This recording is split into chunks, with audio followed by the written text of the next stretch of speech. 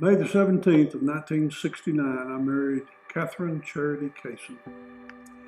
And on December the 12th of 2013, she died when some blood clots broke loose from a bruise in her leg, went to her heart and lungs. Didn't kill her instantly, but it was certain. That was the single most devastating thing I've ever had to occur to me in my life. That includes losing my parents, losing friends, and all the stuff that happened to me for 33 years I was in law enforcement. The first 5 or 6 weeks, my kids, Adam and Brian and Edith, and my grandson Sam were with me virtually 24 hours a day. And without them, I don't know where I'd be today.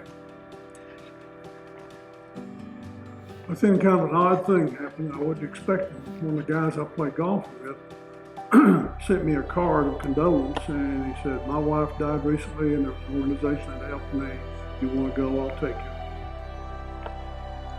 I hate touchy-feely stuff. After being a cop for so long, you just don't like that sort of thing, but I went.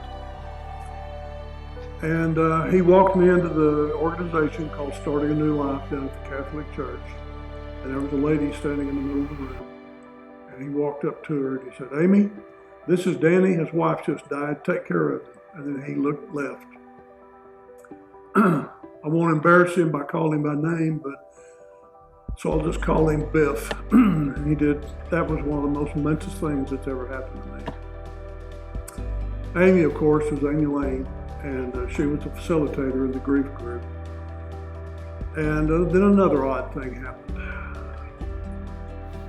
My kids and I were grieving the loss of Kathy, and we will forever. We'll never not do that.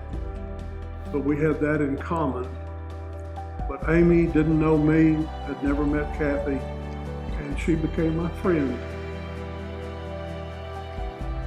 We met at the grief group, but then during the week she would call me once or twice and just to check in with me. And sometimes I'd talk, sometimes I'd cry, sometimes I'd just be quiet. But she didn't push, she didn't try to do anything to force me into anything, she was just there.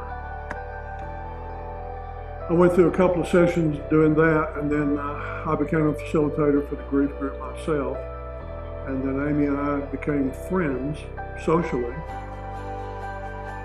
And she was telling me about being a grief minister, a Stephen minister. And I didn't know what it was. And of course, asking her for an explanation was a mistake because I got more of an explanation than I wanted.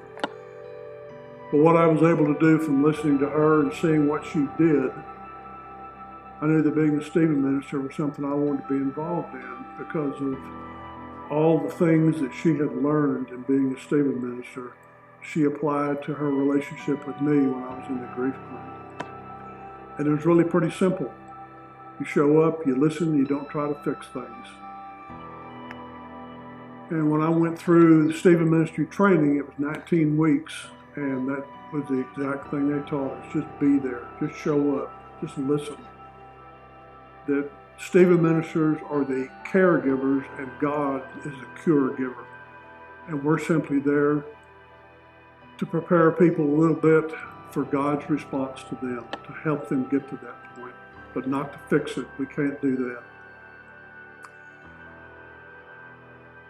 I didn't think at one time this would ever be something I would be involved with. But if at some point in my life I can reach out to someone the way she did me